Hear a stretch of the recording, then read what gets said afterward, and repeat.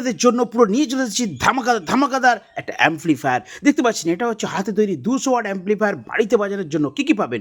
Volume পাবেন, এখানে USB connector পাবেন, তার সাথে ডাইরেক্ট লাইন পাবেন, তার সাথে অন অফ সুইচ পাবেন, তার সাথে বেস পাবেন, টেরিবেল পাবেন, আর কি চাই বন্ধুরা ব্লুটুথ দিয়ে বাজাতে পারবেন।